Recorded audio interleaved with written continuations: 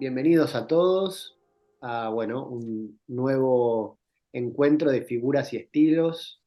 Como ya venimos haciendo hace un tiempo, nos estamos juntando con algunos lectores de von Balthasar a leer a von Balthasar y leer también a las figuras y a los estilos que Balthasar va estudiando y va leyendo. Y tenemos el humilde objetivo y a la vez pretencioso objetivo de compartir esa lectura, compartir las figuras y los estilos teológicos que Baltasar va estudiando a lo largo de su obra, con libertad, absoluta, con absoluto goce en la lectura. De ahí partimos y eso es lo que queremos compartir también con otros. El día de hoy vamos a centrarnos en la figura de Fyodor Dostoyevsky, escritor ruso de primerísimo orden, el primero de los autores rusos quizá, bueno, el primero, pero primordial, bueno, ya Belén nos va a decir, pero antes de eso, Eduardo va a ayudar a enmarcar la figura de Dostoyevsky en la lectura de Baltasar a partir del tema de la locura, el vínculo entre la locura y la gloria en la obra de Baltasar, particularmente en el tomo 5 de Gloria, pero bueno, después Eduardo va a seguir explicando. Este encuentro ya es el número 4 que hacemos este año. Empezamos con Ireneo, estilo teológico Ireneo, después seguimos con Dante, después pasamos por Adrien von Speyer, la metafísica de los santos, y ahora tenemos la locura y la gloria y a Dostoyevsky. El que nos acompaña así como gran patrono de todo es Charles Peguy, que también hemos leído cosas de él y tuvimos un encuentro dedicado a él, dos encuentros dedicados a él el año pasado. Bueno, sin más palabras, le doy la palabra a Belén para que ella nos presente. Ah, no, perdón, a Eduardo primero. Empieza hablando Eduardo, nos va a presentar el tema de la locura y la gloria, y después Belén con Dostoyevsky. Muchas gracias. Bueno, buenas tardes a todos. Vamos a ver unas imágenes de Rouault, un pintor especialísimo. Y la primera es un cuadro de un payaso, la cabeza de un payaso, mostrando cómo el payaso en su dinámica interna, al divertir también se vuelve receptivo a todas las oscuridades de los hombres, de los que lo espectan su espectáculo, ¿no? Los que miran su representación, al mismo tiempo proyectamos sobre el payaso nuestras oscuridades, ¿no? Al reírnos descargamos la pesadez de nuestra vida. Y lo interesante es ver este otro cuadro de Rouault para ver cómo lo que catalogaríamos como una temática profana es susceptible de marcarse una temática religiosa. De hecho, la distinción entre arte profano y arte religioso es una distinción muy secundaria, como lo muestra este nuevo cuadro de Rouault, un poco posterior, de Cristo coronado de espinas, donde tiene similitud estética con el payaso anterior.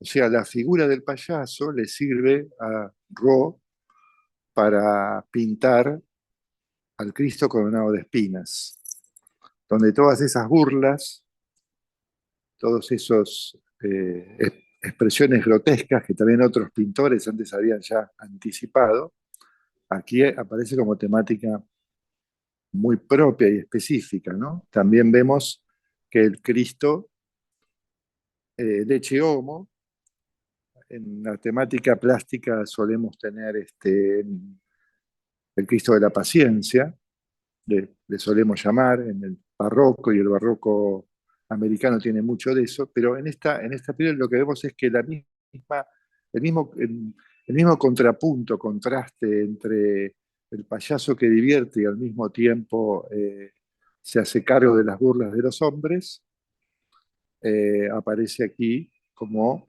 base para el Ecce Homo de Cristo.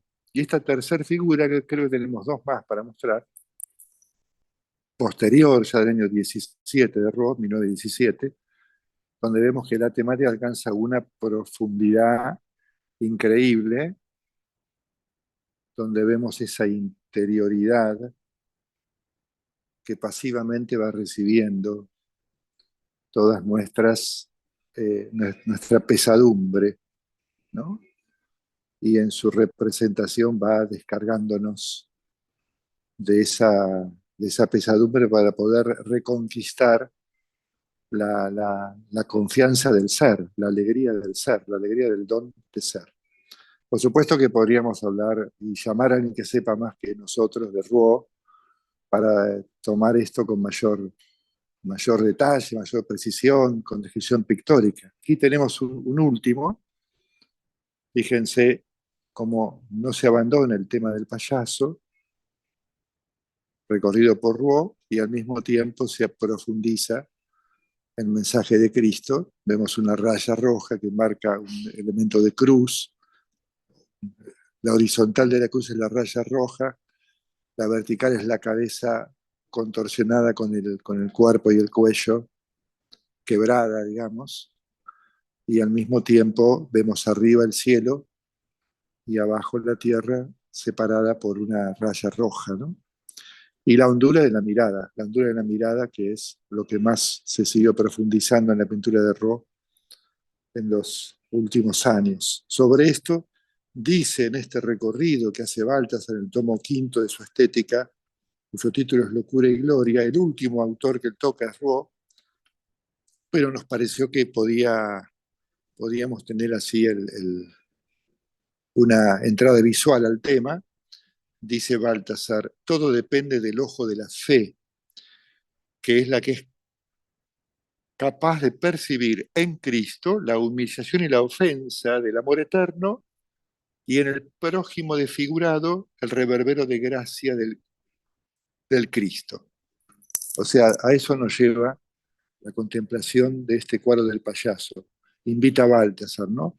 Todo depende del ojo de la fe, que es el que es capaz de percibir en Cristo la humillación y la ofensa del amor eterno.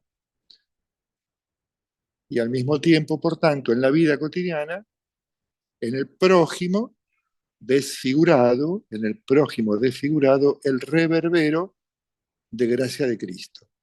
O sea, el amor eterno ofendido y al mismo tiempo en el hermano desfigurado, reverbero de esa misma gracia de Cristo. Esta es la dinámica de la locura y de la gloria presentada con un pintor, ¿no? Ahora volvemos para atrás y lo que simplemente voy a hacer yo es un pequeño nombrar un elenco de figuras de muchos siglos que nos pintan este tema para que Belén nos desarrolle específicamente uno con un poco más de profundidad, que es considerado por Baltasar y otros el punto culminante sobre esta temática, ¿no? Que arranca ya desde esa misma crisis medieval del nominalismo, que tiene dos vetas que se van desarrollando simultáneamente. Una la vimos hace 2 meses, después de la pausa, antes de la pausa de julio, la vimos con la metafísica de los santos, o sea, en un momento en que en las universidades se discute filosóficamente si el ser no es más que un nombre vacío, si el universal no es más que un simple vacío común que se aplica para todos los analogados, y por tanto eso conlleva la pérdida del peso específico del acto de ser de todo ente, lo que lo hace misterioso, eso que había desarrollado la mejor filosofía y teología medieval, como en Aventura, con Santo Tomás, con San Anselmo y muchos otros, aparece ese oscurecimiento espiritual del siglo XIV en adelante, que en filosofía lo, lo solemos caracterizar por ese nominalismo. Aparece en esa época dos líneas que se van desarrollando que se complementan finalmente. Una es la que vimos hace 2 meses con la metafísica de los santos, o sea, aquellos santos, ¿se acuerdan que hablamos de Ruiz Freud, de Suso, de las mujeres místicas, Matilde de Magdeburgo, Hildebarda de Bingen, Ángela de Foligno, simplemente es un pequeño muestreo para designar, no una jerarquía ni agotamos los nombres, pero lo común a todos ellos era que desarrollaban esa mística del deshacimiento que permitía en esa pasividad activa que es la recepción de la luz divina, responder, y ese era el camino de santidad, decimos, la metafísica del santo, el santo es el que desarrolla esa pasividad activa que hace de complemento nupcial para Ángela de Foligno, por ejemplo, y para otras, con la gracia en el encarnado, en Jesucristo. Esa línea se desarrolla en numerosos nombres que vimos la vez pasada y elegimos uno puntual, contemporáneo de Baltasar, porque desarrolla mucho en ese sí mariano como arquetipo de todo sí, de todo bautizado, de todo cristiano, de toda vocación cristiana, esa misma pasividad en Adrián von Speyer. Hoy estamos viendo otra línea que Baltasar perfila junto a esa metafísica de los santos, que es la que él llama locura y gloria. Porque claro, la metafísica de los santos puede servirnos para aquellos que toman un camino de santidad extremo o particular o exclusivo en una vida consagrada, pero no nos permite encontrar a Dios en todas las cosas, no nos, no nos permite ver en la imagen cotidiana humana de todos hombres cotidianos, pecadores, falibles, pero también bajo la luz divina en nuestra mirada, en nuestro corazón, en esa combinación de luz con tiniebla, de santidad con pecado que marca la vida no solo de todo cristiano, sino también de toda esta creación caída que no deja de tener reverberancias de su creador, como antes de la caída, pero también no dejamos de padecer el quiebre o la ruptura o la caída. Entonces, ¿cuál es la imagen del hombre cotidiano en donde también encontramos a Dios? En la vida cotidiana, en la vida en el mundo, ¿no? En la vida cotidiana. Entonces, lo que sugiere Baltasar es que hay una línea que se desarrolla en múltiples facetas, y voy a dar algunos nombres que él va tirando para que muchos quizás los hemos leído, aparece más en la literatura, como es Dostoyevsky, como es Cervantes, pero antes de ellos muchos otros poetas, como es Quevedo, como es también los cuadros de Goya, como son los cómicos y los locos trágicos de Shakespeare, pensemos en Hamlet, en Rey Lear, eh, eh, también otros nombres de Hofmannsthal, un Chesterton, un Amuno, también desarrollan todo este elemento de una locura del amor de Dios, como una dar vuelta a las situaciones bajo otra luz, y todo parece loco respecto de la razón mundana. Una razón mundana que se volvió racionalista, iluminista en un sentido de confianza en la razón humana sin ninguna discernimiento de los caminos de Dios para que el hombre encuentre los caminos plenos. Entonces aparece la mirada o el reflejo ante esa razón humana como una locura. Y es lo que aparece en esas figuras que mencionaba recién. También algunos santos, pensemos por ejemplo estas frases. El poverelo, Francisco de Asís, en el capítulo, no solamente la imagen que todos conocemos de la gente le decía el loco por la calle cuando tiraba por la ventana las ropas caras del comercio de su padre, sino también ante el cardenal de Ostia, en un encuentro de la Porciúncula, un capítulo sobre la congregación, él dice, el Señor le había dicho que, cita, tenía que ser un loco en este mundo y que Cristo no quería conducirlos a todos por otro camino que por el de esta sabiduría. ¿Cuál es esa sabiduría del loco en este mundo? ¿No? Nos remite también a San Pablo en la primera carta a los Corintios, ¿no? Eh, que es más sabia la locura de Dios, la estupidez, la estulticia de Dios, es más sabia que la sabiduría de los hombres.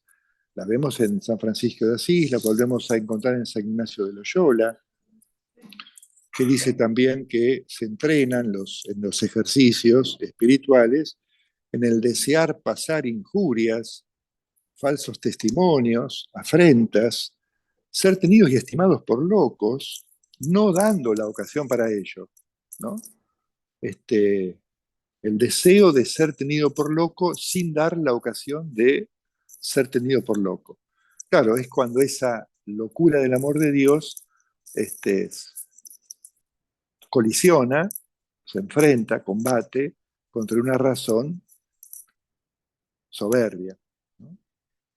Hay otros pasajes de San Ignacio de Loyola sobre esto que dejamos pasar por alto. Hay episodios de su vida, cuando se cae y todos embarrados, toda la gente se burla de él y él lo vive como un paso de ahondar en su camino de fe, el aprender y aceptar ser tenido por loco, aunque uno siga la voluntad de Dios, ¿no?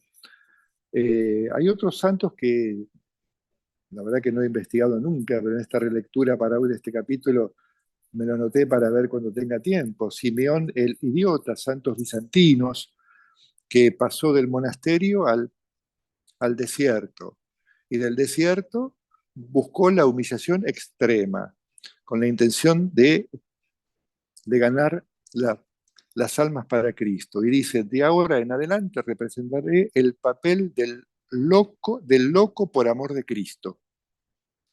Andrés el idiota, otro santo bizantino, que dice lo mismo, enmascarar en formas siempre nuevas y en provocaciones de loco la locura del mundo, hablando y actuando en todas partes al revés del mundo, ¿no?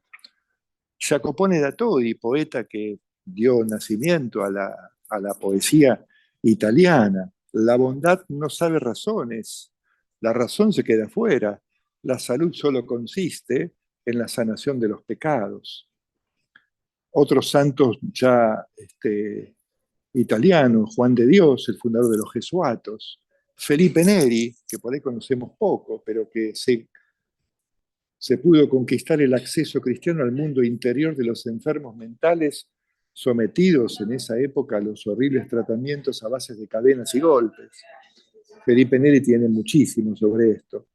Luego también tenemos otros poetas como François Villon, que cuando estaba por ser ejecutado en la horca, ¿no?, escribía en un poema, hermanos humanos, ¿no?, guárdense de nuestra fraternidad, que no les pase lo mismo que a mí, pero rueguen a Dios que nos perdone a todos. Y tiene muchísimos poemas, Villon, maravillosos. Tiene un poema de la Virgen, del cual Paul Claudel y otros han dicho que es el más hermoso poema francés sobre la Virgen María.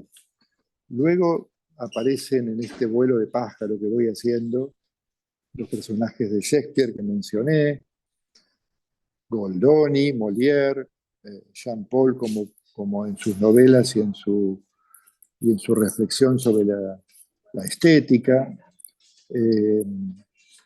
Luego tenemos, ya para ir encaminándonos hacia darle la palabra, nuestro Cervantes, del cual dice Baltasar, se crea un mito genuinamente cristiano.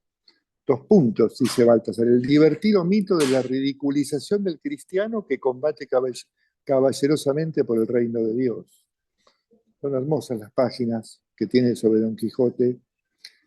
Dice Baltasar, Don Quijote se convierte así en un verdadero santo patrono de la acción que busca esa acción universal, el amor cristiano. Más todavía, dice, es un trozo de dogmática descuidado por los teólogos católicos y que solo en católico puede percibirse con humor, mientras que Lutero trató de expresarlo trágicamente en su dialéctica de los contradictorios, de la sola fideis y del hombre a la vez justo y pecador, ¿no? Es muy interesante, sería para el año que viene, algún día, con alguien que lo conozca bien, ver este ridículo y la santidad y la gracia, ¿no?, la ridiculez y la gracia que establece en su comentario Baltasar del Don Quijote, ¿no? Dice, por ejemplo, todos los que entran en relación con él caen a la vez en el asombro por el hecho de que su razón sea tan necia y al mismo tiempo su locura tan cuerda. y dejamos a Cervantes para otro año porque nos vamos a concentrar en Dostoyevsky. La idea era darle un poco menos de tiempo a esta presentación y un poquito más para disfrutar de la novela más hermosa, que es El idiota de Dostoyevsky, sobre este tema. Sintetizando antes, entonces, eh, recuperamos estas dos líneas que a veces se combinan. La de la metafísica de los santos, que buscan recuperar esa pasividad activa, pero que muchas veces cuando se lleva adelante en el mismo mundo, no en el salir del mundo, sino en el mundo mismo, aparece también donde el loco del amor de Dios, tiene una mirada del mundo, dado vuelta la supuesta razón suprema del mundo para verla desde otro ángulo, desde la locura del amor loco de Dios, ¿no? Desde la mirada del amor loco de Dios. Este tema que también los rusos siempre vieron como un misterio, el loco,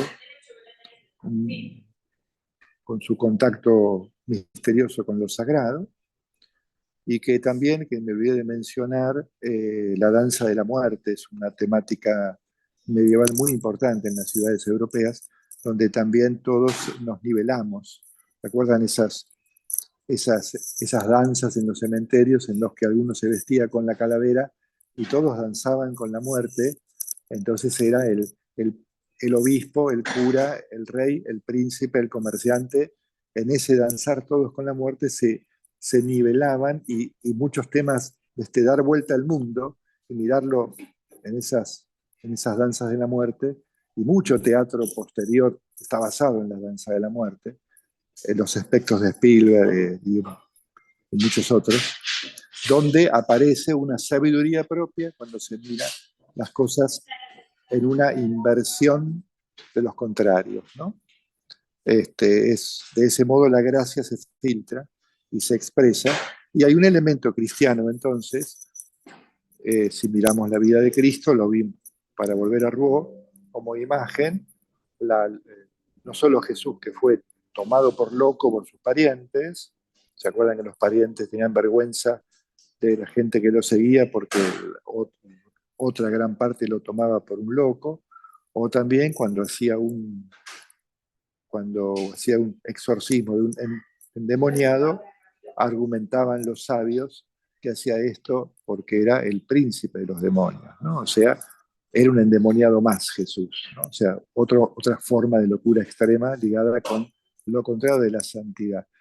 Precisamente todo eso concentrado en el Ecce Homo del Via Crucis es donde aparece esa misteriosa obra de sanación del mundo a través de la presentación como locura del mundo.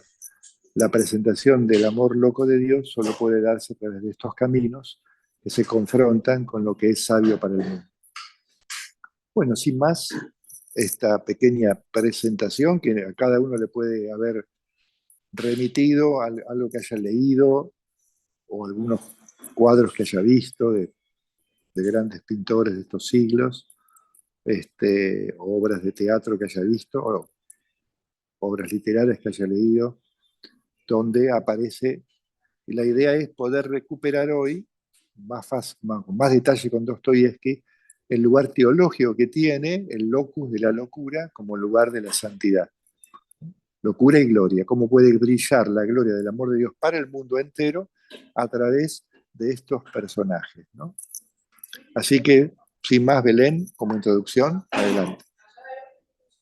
Muchas gracias, Eduardo. Bueno, buenas noches. Eh, bueno, ahora mi intención es un poco entonces recuperar esta mirada de la idea de la belleza cristiana, recorriendo algo la vida de Dostoyevsky, pasando por su biografía y por ahí poniendo el acento sí en en esta percepción que logra Fyodor Dostoyevsky de contemplar un punto de contacto entre la locura y la belleza, ¿no? La locura y la gloria. Comparto la pantalla así.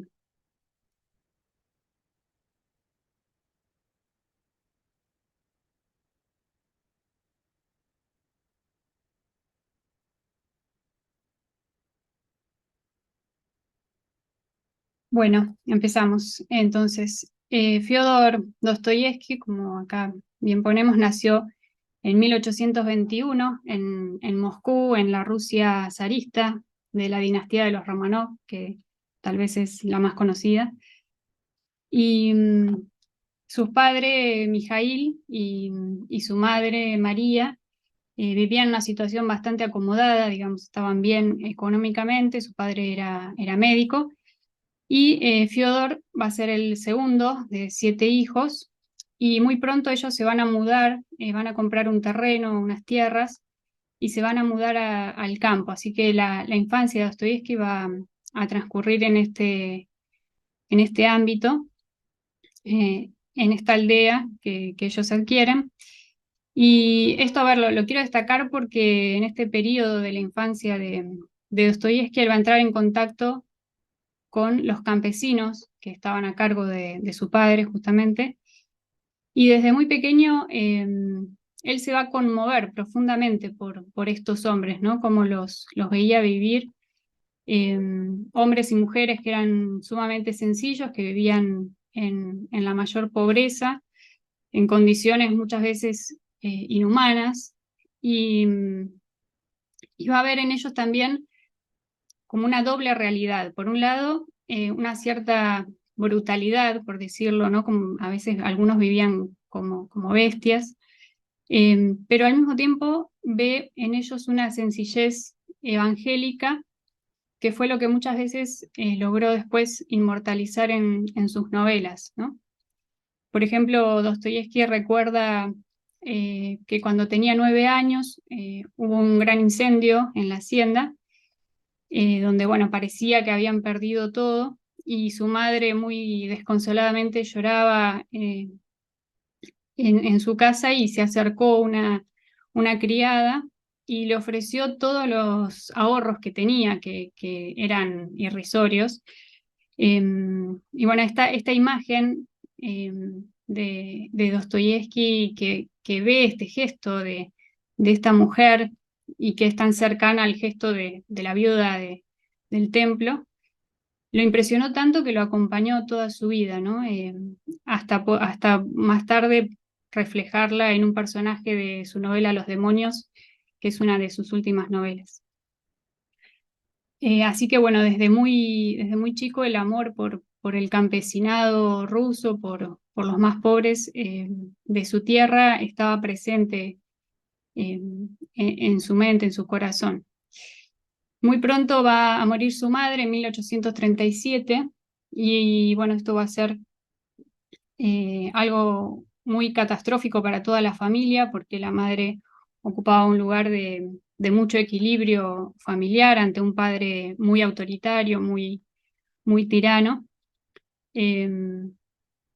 Y bueno, Dostoyevsky, adolescente en este momento, también va a sentir mucho la pérdida de este gran autor que es Pushkin, que muere también ese mismo año, y que para él era un referente literario, para él y para muchos de su generación, ¿no? Que veían en Pushkin un nuevo modo de hacer literatura, y que muere, como vemos allí en el cuadro, muere trágicamente en un duelo. Y este duelo, bueno, va a dejar una huella profunda en Dostoyevsky, que ve esta tradición de desafíos en duelo como una estupidez, ¿no? Le parece que el valor de la vida era muy alto y estaba muy por encima de cualquier deshonor o de cualquier humillación sufrida. Y va bueno, a retomar este tema y a defender lo ridículo que era perder la vida así, tanto en su novela Humillados y Ofendidos como también en El Idiota, donde a través de la figura del príncipe Mishkin lo van a desafiar a un duelo, y el príncipe, en su idiotez aparente, aunque inteligencia más profunda, se va a reír de que los desafíen en un duelo, y va a decir que de ninguna manera, que él va a ir y les va a pedir perdón y listo, digamos, ¿no? En apariencia tan ridículo, pero hace notar que en realidad la realidad ridícula es la de perder la vida por algo superficial.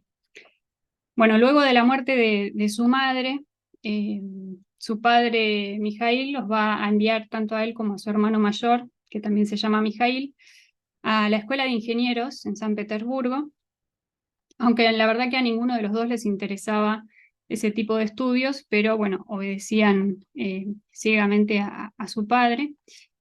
Y en este periodo de la ausencia ya de la figura materna, su padre va a caer en una honda depresión que va a recrudecer todos los defectos que él tenía de siempre. Así que va a continuar con un gran exceso en la bebida, va a vivir mucho más marcadamente una gran avaricia y, bueno, y sobre todo la violencia que la padecían más que nada los hermanos que habían quedado en la aldea, ¿no? Entonces, Fyodor, aquí desde la Escuela de Ingenieros, va a padecer sobre todo las consecuencias de la avaricia del padre, que no le enviaba ni un copec, nada, para poder vivir. Así que va a vivir todo este periodo en una extrema pobreza, pidiendo dinero siempre para subsistir. Y lo mismo le va a suceder a su hermano mayor, que aunque no fue aceptado en la Escuela de Ingenieros, mantenía correspondencia con Fyodor, y también tenían un vínculo muy, muy cercano y un gran amor a la literatura, los dos. Y en esa correspondencia encontramos estas palabras de Dostoyevski a su hermano Mijail. Te quejas de tu pobreza, hermano mío, pero ¿me creerás si te digo que durante todo este tiempo no he tenido un copec en el bolsillo?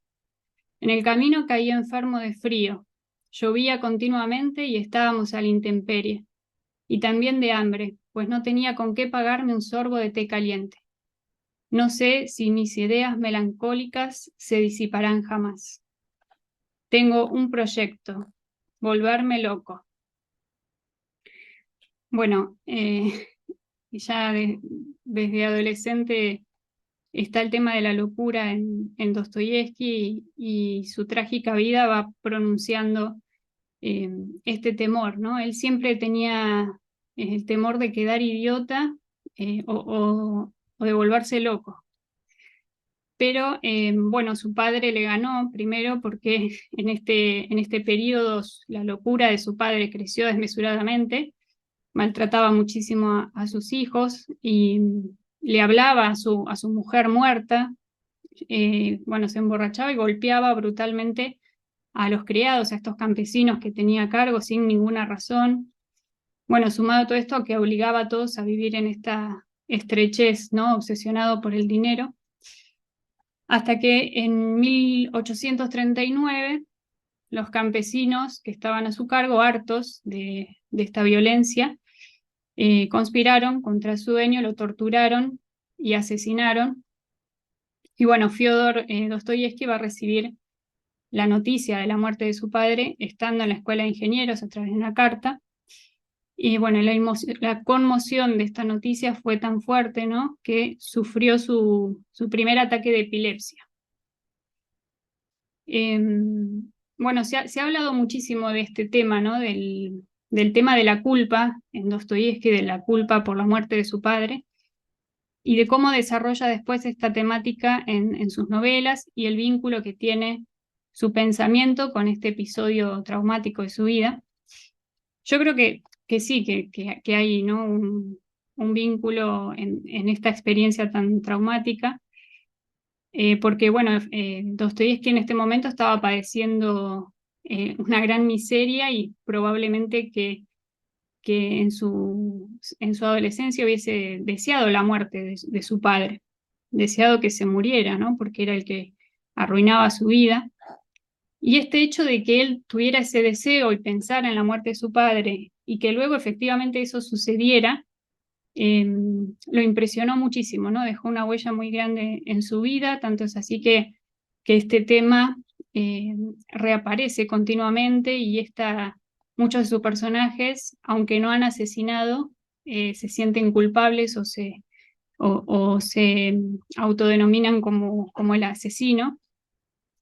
Bueno, el ejemplo más claro es ese Iván Karamazov en Los hermanos Dostoyevsky, donde hacías esta pregunta: ¿deseaba yo pues tanto la muerte de mi padre? Y sobre todo de esta experiencia también para Dostoyevsky va a profundizar en el vínculo que tiene el tener una idea, el concebir una idea, y el hecho de que esa idea tome cuerpo. Es decir, el poder que tiene el pensamiento sobre la materia. Digamos. Esto, bueno, está también en sus novelas de madurez magistralmente trabajado, ¿no? Bueno, en esta etapa de juventud, ya sin padre ni madre, con, con un momento de depresión profunda, Dostoyevsky se va a entregar de lleno a lo que descubrió como su verdadera vocación, estando en la Escuela de Ingenieros, que era escribir. Y bueno, ya entre sus compañeros, entre los otros estudiantes, se dedicaba por la noche a reunirse, a leer novelas en voz alta, a interpretarlas entre sus compañeros, a escribir poesías, traducir. Y finalmente, en 1845, escribe su primer novela, que se llama Pobres Gentes, que es una novela de carácter más social, muy linda, que les recomiendo, donde ya está en germen la genialidad de Dostoyevsky. Y bueno, esta novela, por un golpe de suerte, después de tanta tragedia en su vida, va pasando de mano en mano hasta que llega a Bielinski, que era el crítico literario más importante de esa época, y Bielinski queda absolutamente fascinado por este autor anónimo que le parece que es un nuevo Gogol para Rusia.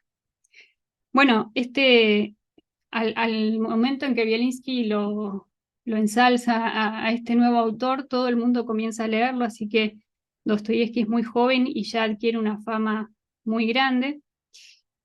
Y este éxito va a ser muy fugaz, porque Dostoyevsky va a entrar en todos estos círculos literarios y en este ambiente intelectual, pero al mismo tiempo sumamente superficial. Era un ambiente que él deseaba, en el que él deseaba ingresar, pero al mismo tiempo del que no se sentía parte. Bueno, entusiasmado por este golpe de suerte que tuvo al comenzar su carrera como escritor, va a seguir escribiendo, y escribe en 1846 otra gran novela que se llama El Doble, donde también desarrolla de algún modo el tema de la locura, pero como desdoblamiento de la personalidad. Bueno, el desdoblamiento de la personalidad es otra de los temas que obsesionan a Dostoyevsky, como este profundo y continuado despliegue de la convivencia de un yo idéntico a mí, pero que es un usurpador y un malvado, ¿no? Este desdoblamiento entre el bien y el mal que hay en mí. Pero, bueno, se le acaba la suerte a Dostoyevsky y es muy mal recibida esta novela, que la verdad que hoy en día sí es considerada como una gran novela.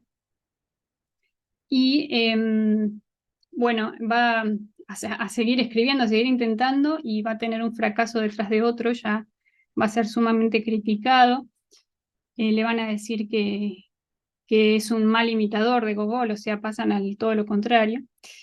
Y bueno, Dostoyevsky, algo resignado, va a decir que, bueno, aunque sea para criticarlo, todo el mundo lo leía, aunque solo fuera por criticar.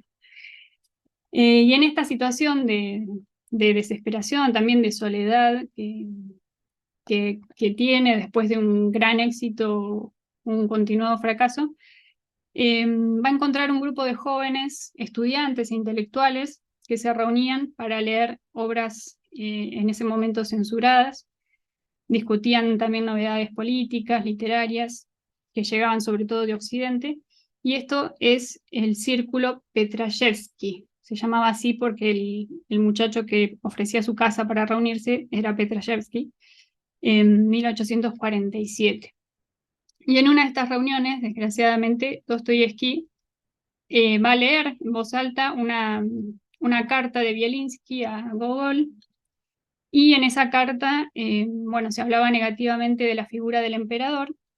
Bueno, y había allí un espía en esos círculos que lo va a denunciar a él y a todos esos jóvenes, ¿no?, que se reunían. Así que Se los van a llevar presos, van a estar presos unos 5 meses, hasta que finalmente son condenados a muerte.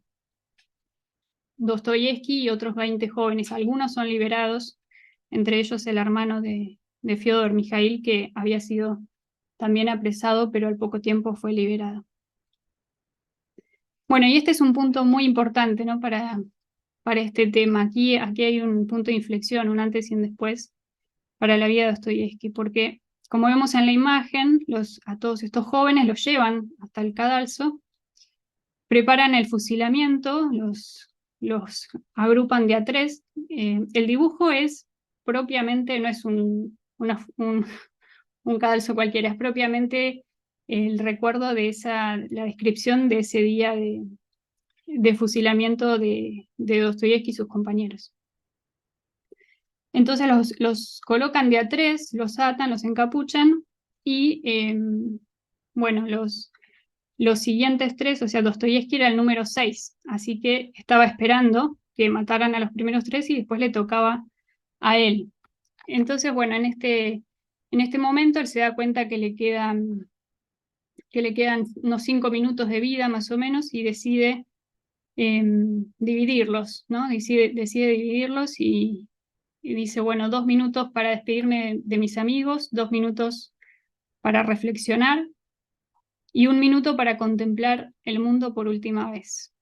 Divide así sus últimos 5 minutos de vida y escucha que cargan los fusiles, y apuntan a estos 3 primeros condenados, pero van pasando los minutos y nadie grita fuego, así que de repente se oye un toque de retirada y un magistrado se acerca y les lee el indulto del emperador, como si fuese una noticia recién llegada, cuando en realidad lo que había ordenado el emperador era hacer todo un simulacro de ejecución como un modo de escarmiento psicológico. Bueno, esta experiencia tan traumática que vivió Dostoyevski, en su novela El idiota, él va a hacer narrar esta experiencia contada por el príncipe Mishkin, pero como si Mishkin hubiese visto una ejecución en Francia por la guillotina, con otro método, y reflexionara sobre lo que esto quiere decir. Pero en realidad, bueno, detrás de esta narración está la experiencia de Dostoyevski. Yo quisiera que leamos este fragmento porque creo que vale la pena. Dice así, un doméstico está hablando con el príncipe Mishkin, ¿no? Por lo menos, dice el doméstico, bueno es saber que cuando la cabeza rueda no sufren mucho. Y el príncipe Mishkin le contesta, acaba usted de hacer la observación que hace casi todo el mundo y que es cierta. Precisamente la guillotina se ha inventado para evitar el sufrimiento. Pero yo pienso siempre, ¿y no será peor así? Quizá a usted se le antoje mi idea ridícula y absurda, pero reflexione.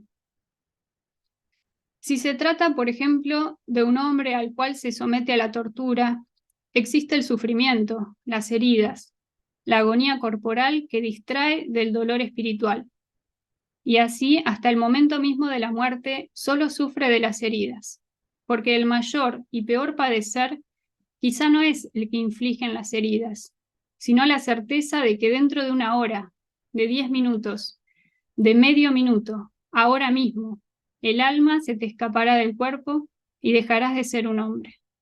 Y saber que esto ocurrirá irremisiblemente. En la guillotina, lo terrible se concentra en un solo instante, mientras tienes la cabeza expuesta a la cuchilla y oyes cómo ésta se desliza hacia tu cuello. Cuando se mata a un hombre legalmente, se comete un crimen mucho mayor que el que cometió el mismo reo.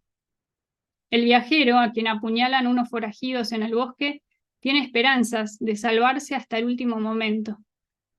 Y esa última esperanza, que hace 10 veces más fácil morir, desaparece a causa de esa sentencia irremisible: saber que debes morir. Ninguna tortura peor que esa. Durante una batalla puede llevarse al soldado hasta la boca misma de los cañones. No perderá la esperanza hasta el momento mismo en que disparen contra él. Pero léale a ese mismo soldado su sentencia de muerte y romperá a llorar o se volverá loco. ¿Cómo es posible suponer que un hombre sea capaz de soportar una cosa así sin volverse loco?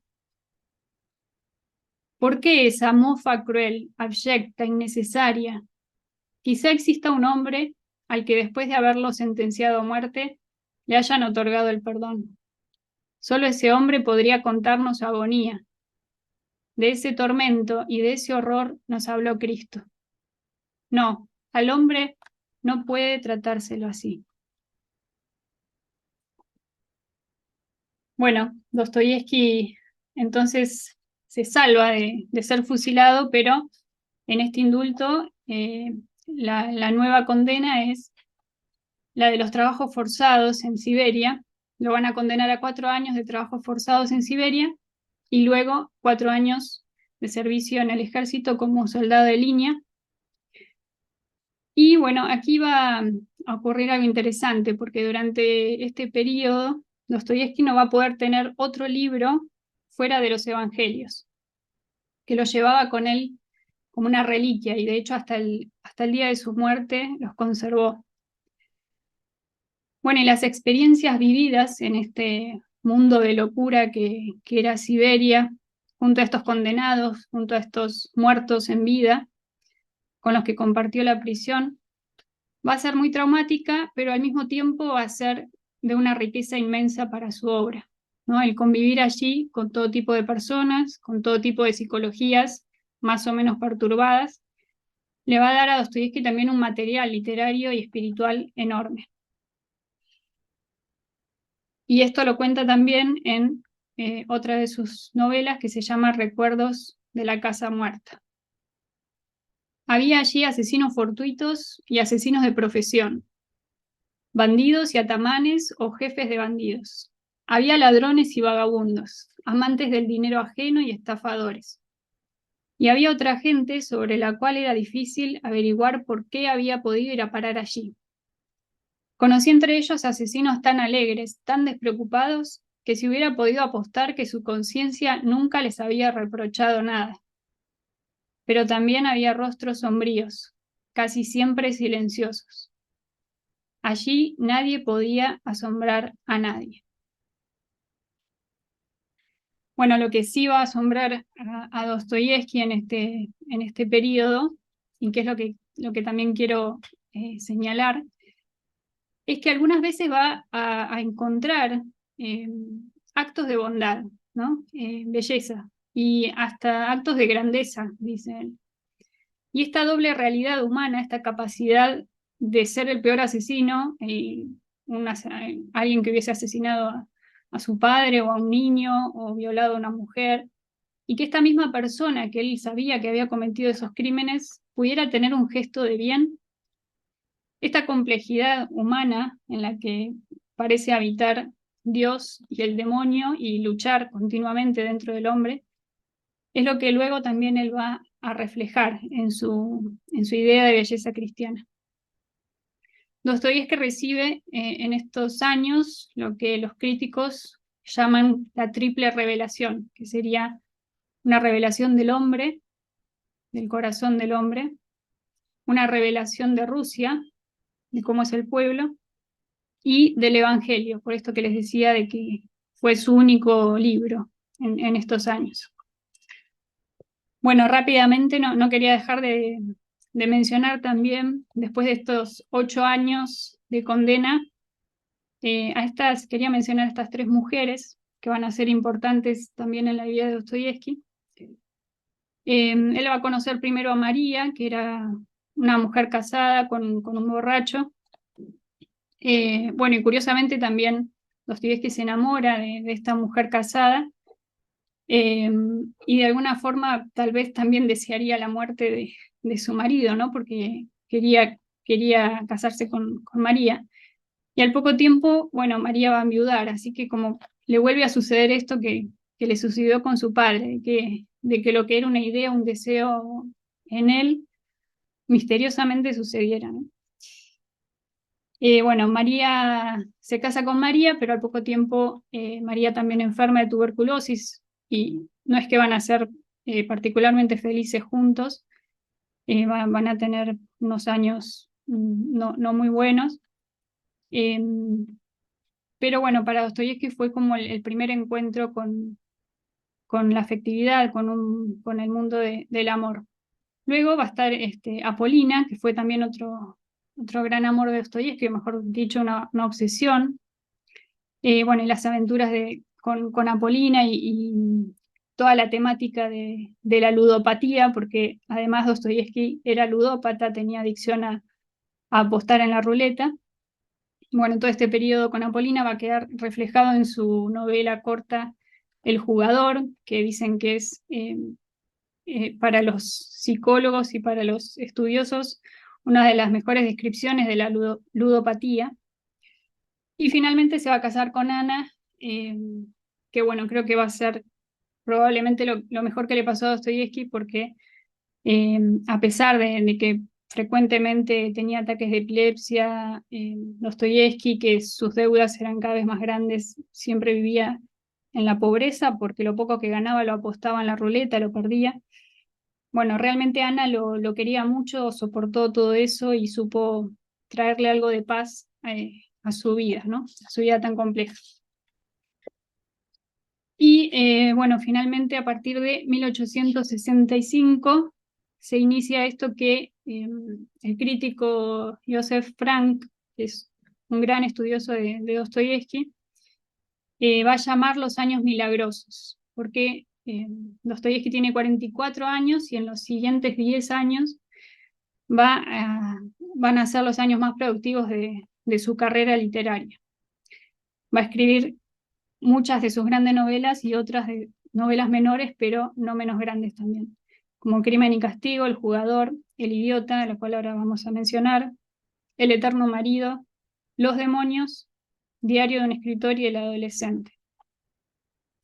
Bueno, nosotros nos detenemos ahora entonces un poco más en El idiota, pero me interesaba hacer este recorrido previo para que pudieran ver cómo ya Dostoyevsky en todas estas experiencias de su vida, de tragedia y de momentos de gloria, fue percibiendo la belleza de un modo muy particular, ¿no? Fue percibiendo la belleza en el campesinado, fue percibiendo la belleza en un indulto, en una condena a muerte, fue percibiendo la belleza en Siberia, en medio de los condenados, en una especie de infierno que para él duró 8 años.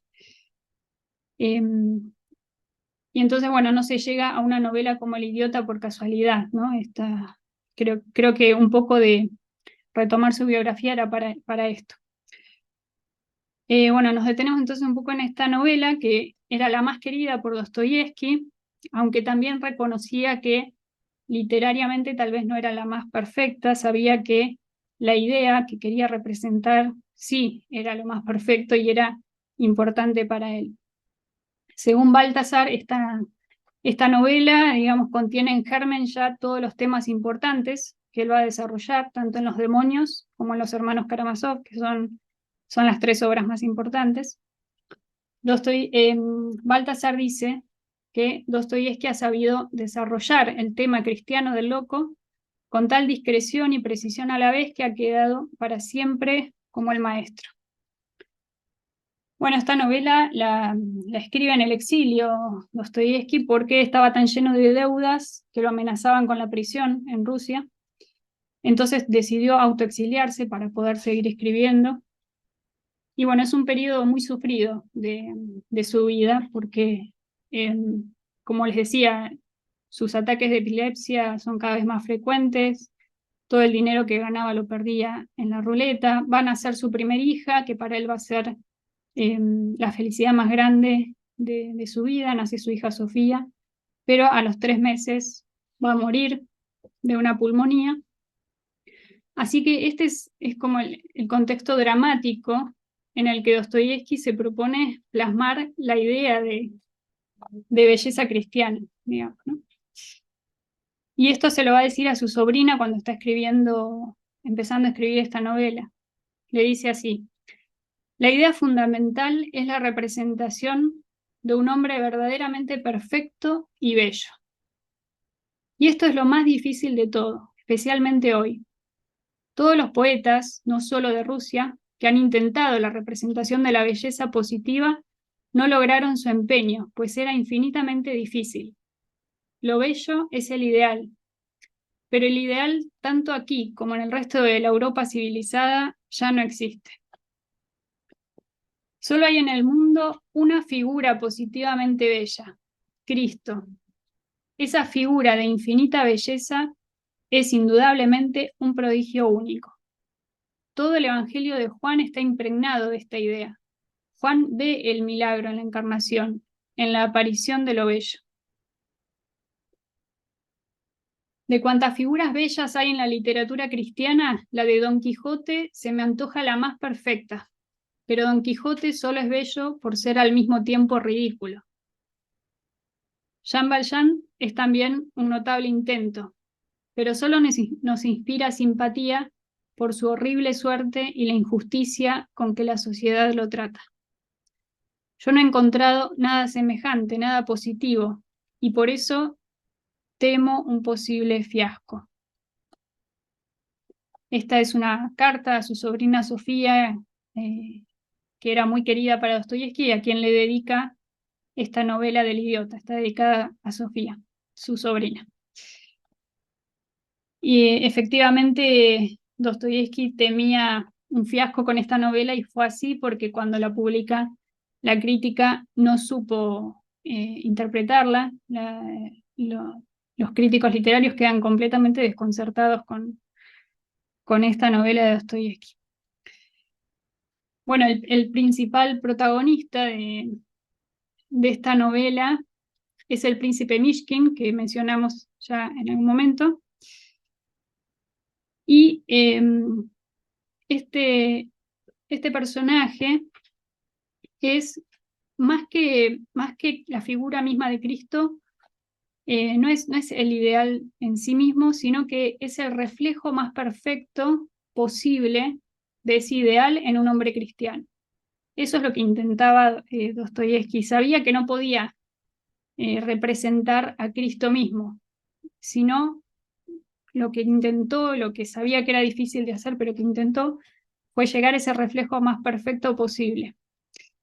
Y la figura del príncipe es la de un ser que es como trasplantado desde un lugar paradisíaco que en la trama es Suiza, donde estaba haciendo un tratamiento por idiotez, y él es trasplantado desde Suiza, este lugar paradisíaco, hacia la gran ciudad de San Petersburgo, que representa el caos social, político y moral de Rusia.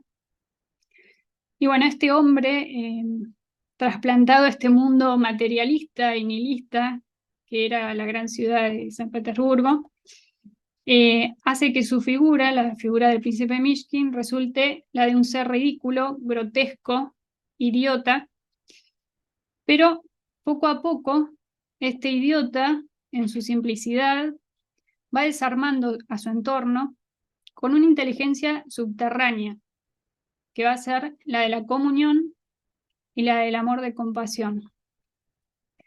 Así este pobre espíritu va a ser el que va a dar qué pensar a los sabios, va a ser este débil el que va a dominar a los fuertes y el que va a tratar a los corruptos, a los borrachos, a los malvados, con bondad y con dulzura. Toda su ridiculez se basa justamente en que no perdona a los demás porque los comprende, sino porque los ama. Y Baltasar va a señalar entonces estos 3 puntos de partida, o él llama 3 estados de soledad, que le permiten a Mishkin esta comunión con la realidad absoluta. Por un lado, la de la condena a muerte, que como leíamos recién, es esa intensificación del instante en una angustia absoluta, ese saber que ya no habrá más tiempo, ese tiempo en que uno sabe que ya no va a haber más tiempo. Por otro lado, el tema de la epilepsia, que tanto en Dostoyevski como en Mishkin, porque el príncipe Mishkin es epiléptico también, como Dostoyevski, como su autor, ¿no? Muchos de los personajes de Dostoyevski van a padecer esta enfermedad que él padecía. La epilepsia y este idiotismo del personaje principal tiene también una función de velación, o sea, ocultar de algún modo el misterio cristiano detrás de esta enfermedad, ¿no? Como que esto permite justificar ese idiotismo, eso anormal, eso fuera de lo terreno, eso porque también Dostoyevski describe muchas veces lo que él sentía antes de un ataque de epilepsia y decía que en esos segundos, esos instantes anteriores al ataque, lo que experimentaba justamente era como una sensación de grandeza, de plenitud y como una eternidad, como un supremo existir y una lucidez sobrenatural. Y decía que era tan increíble esa experiencia que él tenía antes de un ataque de epilepsia, que para él valía todo lo que sufría después, porque después de los ataques de epilepsia quedaba como idiota durante muchos días, perdía la memoria, muchas veces no se podía mover, levantar, quedaba muchos días en cama. Bueno, esta misma enfermedad entonces va a cumplir esta función de velación del misterio cristiano. Y en tercer lugar, pero no menos importante, el tema del cuadro de Holbein, que es el cuadro de la Pasión, es este Cristo muerto que pinta Holbein el joven y que Dostoyevski conoce de manera casual en una visita al Museo de Basilea, y que va a impresionar terriblemente a Dostoyevski, hasta el punto de decirle a su esposa Ana, con la que estaba visitando ese museo, le dice, mirando el cuadro, que un hombre podría perder la fe mirando ese cuadro, ¿no? Y esta frase textualmente la va a repetir el protagonista de su novela, Mishkin, también contemplando este mismo cuadro en una de las escenas finales de la novela. Y este cuadro lo que representa justamente es el encuentro entre la fe y la increencia, entre el cristianismo y el ateísmo.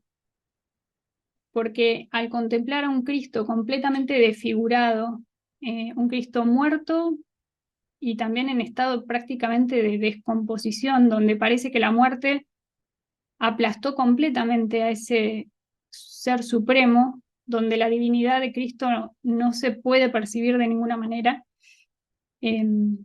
entonces al hombre solo le queda o la fe o la negación de Dios, la negación de la divinidad de Cristo. Y por otra parte, lo que resalta este cuadro de Holbein va a ser también la imagen real de la libertad del hombre, esa libertad recibida por Dios, donde la gloria de Cristo no obliga a la fe, no se impone a la razón. Uno mira a este Cristo completamente desfigurado y nada nos obliga a creer que es Dios. Así que creer sigue siendo entonces un acto de libre adhesión del hombre a la locura del amor de Dios. Aquí se ve bien un detalle del cuadro. Ven que incluso en la mano ya se ve, ¿no?, el estado de descomposición del cuerpo de Cristo. Nada nos hace pensar en la divinidad de Cristo en esta imagen. Joseph Frank, el crítico que les mencionaba hace un momento, dice: esta casual visita al Museo de Basilea tendría enormes consecuencias sobre la creación del idiota, en que el cuadro de Holbein desempeña un importante papel simbólico.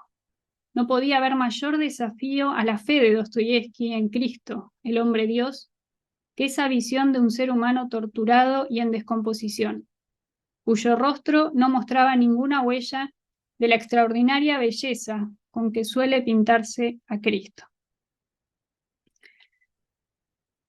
Finalmente, entonces, solo para mencionarlo, va a escribir esta gran novela, la gran novela rusa, que Dostoyevski sabía que en esta novela tenía que lograr la coronación de toda su obra, y quería expresar en ella la idea de comunión universal y declarar de un solo golpe toda la verdad cristiana. Para él la verdad cristiana más profunda es la de que el amor lo redime todo, lo salva todo.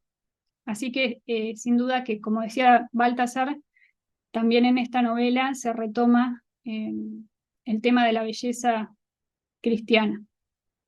Y 3 meses después de terminar esta enorme novela, Dostoyevsky, que padecía ya de un enfisema pulmonar, se da cuenta, percibe que se está por morir, llama a su familia, los bendice, le pide a Ana, su mujer, que le lea el Evangelio. Ella le lee el Evangelio de Mateo en el lecho de muerte. Después lo llama a su hijo Fedia y como herencia le regala su Biblia, como su mejor herencia. Bueno, y para terminar, entonces, me gustaría que escuchemos al mismo Dostoyevsky en creo que una de las más bellas confesiones de fe. De mí diré que soy un hijo de este siglo, un hijo de la incredulidad y de la duda, y lo sé muy bien, hasta la muerte. Qué terribles tormentos me causa ahora esta sed de creer, tanto más fuerte en mi alma cuantos más numerosos son los argumentos contrarios. Y sin embargo, Dios suele enviarme momentos de entera serenidad. En uno de esos momentos es cuando elaboré en mí una profesión de fe donde todo es claro y sagrado. Mi profesión de fe es muy simple. Hela aquí. Creer que no hay nada más hermoso, más profundo, más agradable, más razonable, más valiente, más perfecto que Cristo. Bueno, que nosotros también, de la mano de Dostoyevsky, entonces podamos descubrir la gloria y la locura del amor de Dios revelada en Cristo. Bueno, gracias. Bueno, muchas gracias, Eduardo, por el recorrido. Primero por la meditación de los payasos de Rouault y después por el recorrido de las distintas figuras, los distintos locos. Bueno, gracias, Belén. Impresionante la presentación. Muy interesante. Y muy bueno poder ir viendo cómo la vida y la obra de Dostoyevsky aparecen unidas de modo tan indisoluble. Bueno, abrimos a las preguntas o a los comentarios, si alguno tiene algo para preguntar, para decir, a cualquiera de los dos expositores.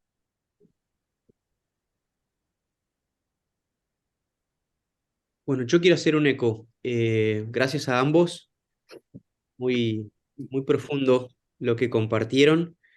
Y compartir que desde la teología dogmática, las últimas décadas, hay un autor francés que se llama Le Guillou, que era muy cercano a von Balthasar, que él tiene un libro que se llama El Inocente y que juega deliberadamente, lo dice así, con la ambigüedad del término y explícitamente dice que es un término ambiguo como lo es el de idiota y que le debe este libro a un pobre, no dice mucho más, y a los hermanos rusos. Así que bueno, quiero poner sobre la mesa que hay una obra de cristología, a mi modo de ver muy profunda, que se inscribe deliberadamente en esta línea y cuyo subtítulo es El que venía de otra parte. Un poco lo que nos decía Eduardo de la inversión del plano. Cristo es incomprendido porque ofrece otra perspectiva y esa otra perspectiva es la del Padre. Entonces en los evangelios es recurrente la pregunta por la procedencia de Jesús. ¿De dónde es este? ¿No es acaso el hijo de? ¿No son sus hermanas? Entonces parece que lo conocen, parecen que conocen el plano, la perspectiva, la mirada, pero a la vez no lo conocen y eso queda en evidencia. Y es esa especie de fricción lo que termina derivando en la cruz. Bueno, a mí me parece muy bueno que este autor lo haya puesto y que explícitamente se sienta en deuda con esta perspectiva literaria del idiota, ¿no? Usa el inocente porque le parece que es una categoría hermana, pero en el fondo está la idiotez. Esa es una cosa que quería decir. Otra es que, así como Dostoyevsky dice que no intentó retratar a Cristo porque lo veía como algo imposible, me vino a la mente eso de Romano Guardini, que no hay algo así como una psicología de Cristo, o sea que es una tarea inútil, ¿no? De alguna manera reconocer lo abismal del misterio. Otra cosita es que esto de Hans Holbein y lo que dice en la novela respecto de que uno puede perder la fe ante ese cuadro, Ratzinger lo ha tratado y queda en la encíclica Lumen Fidei que termina firmando Francisco, pero está citado incluso el idiota, ¿no? Con esa frase. Y bueno, por último me encantó esto final, ¿no? Del Cristo concreto, de, como esta última cosa que vos mostraste, Belén, ¿no? Que todo se resume en Cristo, en la figura, en la centralidad. Y ya antes de terminar, y solamente decirles que la edición francesa del Inocente tiene en la tapa el payaso de Rouault.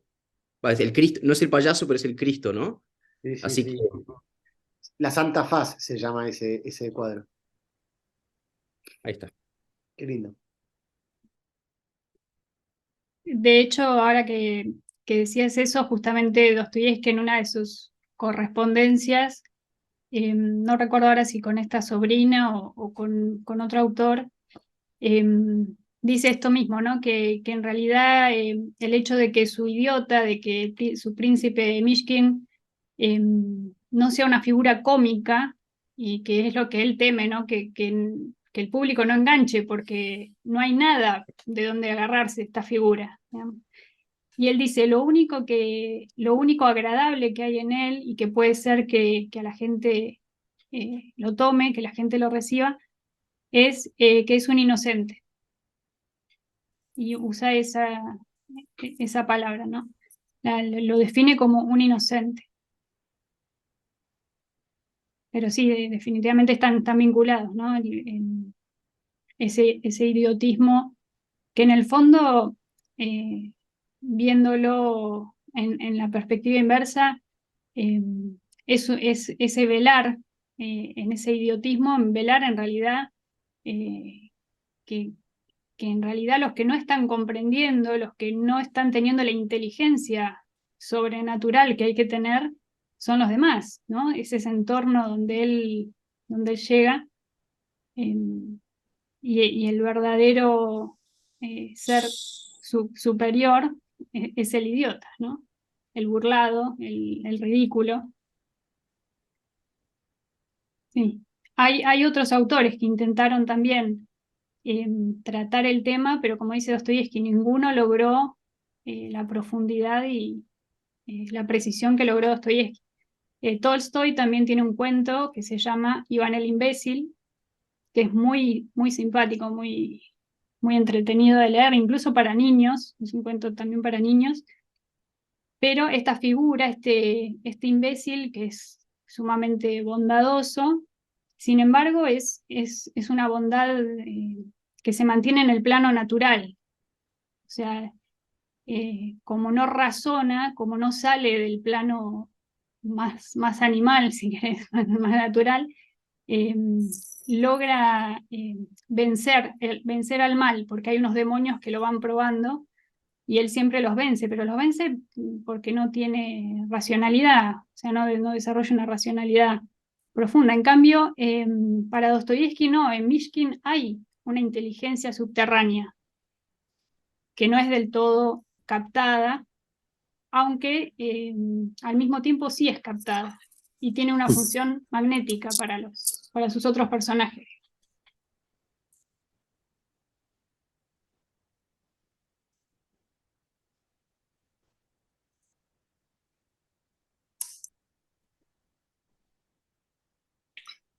Yo quería decir que otro modo de acceso para los que nos escuchan a esta temática tan profunda, eh, una es ver la película de Kurosawa que se llama El Idiota, que es una excelente llevada al cine y a la cultura japonesa de la novela. A lo mejor si la novela la estamos dejando para el verano, para tener más tiempo, novelas largas, por ahí podemos algún día ver la película. Y la otra es Belén, que comentes el cuento de Dostoyevski posterior, que tiene mucho que ver con el núcleo y que es, yo lo conocí esta semana porque vos lo mencionaste, en un encuentro previo nuestro, y me pareció maravilloso ese relato, si podés también compartirlo para que si alguno, es un relato corto. Sí, Dostoyevski en una de sus publicaciones del diario de un escritor, que era como un espacio en un periódico que le daban, publica un cuento que se llama El sueño de un hombre ridículo.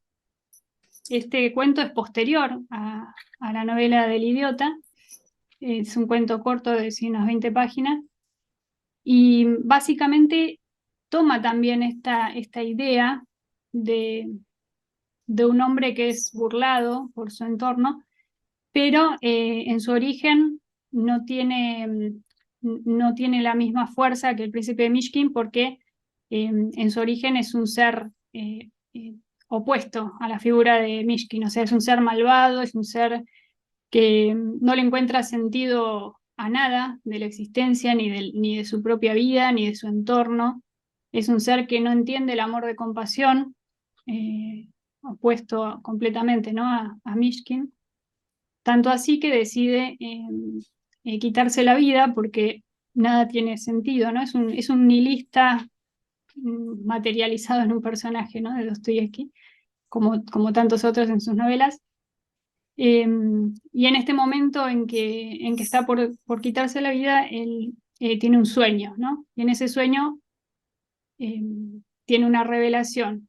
Luego, bueno, no les voy a contar todo porque vale la pena leerlo, pero este sueño le produce un cambio en él, en su concepción de la verdad y del sentido de la vida, logra como contemplar algo del estado paradisíaco del hombre original y su posterior caída, eh, y vuelve al mundo habiendo contemplado esto, ¿no? Y el mundo lo toma por un ser ridículo, le dice que lo que él ha visto no fue más que un sueño, y bueno, y después queda en cada uno preguntarse si ese sueño es más real que otras cosas, ¿no?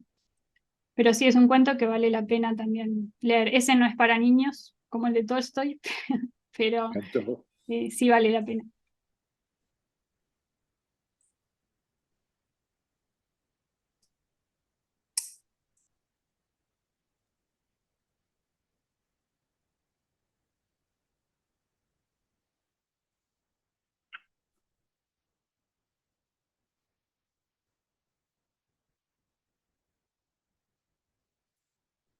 Bueno, simplemente hago un eco también de algunas cosas de las que fueron saliendo recién, pero esto de que Dostoyevsky quiera pintar la figura de un cristiano que se asemeja a Cristo, pero no Cristo, sino el cristiano, eh, me hace acordar al Quijote. Cuando Baltasar lee el Quijote dice lo mismo para el Quijote, que no es figura de Cristo, sino que es figura del cristiano en el mundo, que vive los consejos evangélicos, dice Baltasar, que en el caso del Quijote son los consejos de la caballería, que él abraza de modo radical, y que el mundo, bueno, no entiende y se ríe, etc. Y lo vinculaba también con la comedia, con la comedia de Dante, donde, siguiendo a Nacho Navarro, a Ignacio Navarro, Cristo Dante no puede poner a Cristo en escena en la comedia, se caería la comedia entera, tiene que estar aludido todo el tiempo, gracias a la figura de otros, que son cristianos que aluden a la figura de Cristo. Eh, en particular la Virgen al final, ¿no? Que es la que más se asemeja, aquella cuyo rostro más se asemeja a la de Jesús. Porque además, o sea, la carne de Jesús era carne, era herencia de María, ¿no? Eh, pero bueno, eso me parece interesante también porque se vincula con la metafísica de los santos, bueno, que son en el fondo el acceso a la gloria, digamos, de Jesús, el acceso a la contemplación de la gloria de Jesús. Y lo otro que me genera así un eco es que vos, Belén, dijiste que hay una triple revelación en Siberia, o no sé si, no entendí si era en Siberia o después, pero bueno, me parece que en Siberia una triple revelación, que tiene que ver con la profundización en el hombre, en Rusia y en el Evangelio. Y no sé si eso es de Baltasar o de el crítico que habías nombrado. No, eso es de Henri Troyat, que es Ah, uno de sus biógrafos. No solo Dostoyevski, escribió muchas biografías, pero bueno, la pero biografía que eso escribió sobre Dostoyevski es muy, muy lúcida. Él dice me que, llama la atención. sí, Sí, perdón. termina.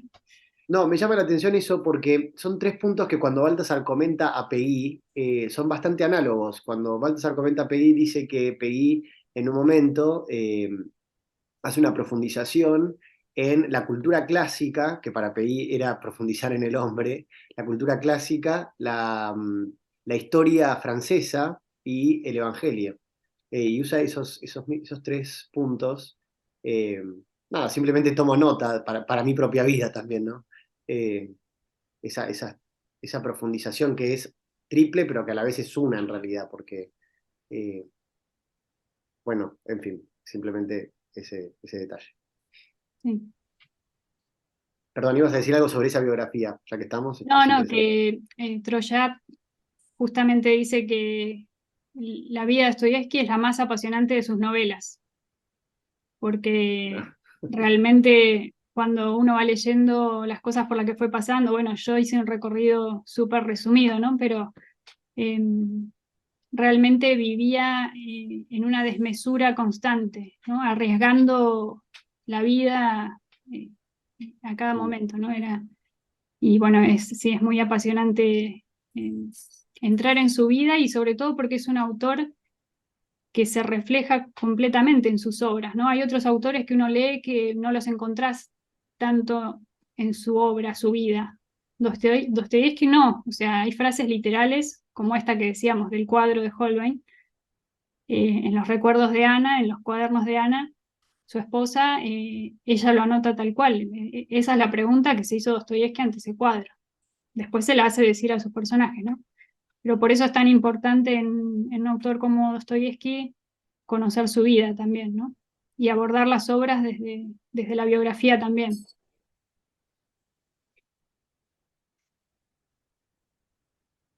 Sí, lo de la triple revelación es en Siberia, lo que decías, y eh, para Dostoyevski fue un periodo eh, sumamente difícil, pero al mismo tiempo él después lo percibía como una época de mucha gracia, de haber estado en contacto con todos esos hombres, eh, esos condenados en los que encontró tanta grandeza. Él decía, bueno, lo más terrible de Siberia no eran los 40 grados bajo cero, los trabajos forzados, lo más terrible era no poder estar nunca solo. Yo estaba siempre, durante 4 años, eh, siempre rodeado de gente, pero bueno, esa experiencia le sirvió también para el conocimiento del hombre, el conocimiento del hombre. Y bueno, en su caso de Rusia.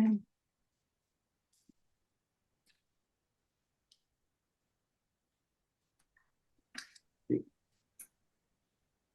En ese sentido, retomo lo que dijo Andy de el que venía de otra parte, eh, es, es esa paradoja de que es alguien que es de los nuestros, pero que viene de otra parte, que a la vez viene de otra parte, como, porque es muy ruso y, todo, y no se puede entender por fuera de Rusia, y sin embargo es un ruso que viene de Suiza, por decir el príncipe Mishkin, ¿no?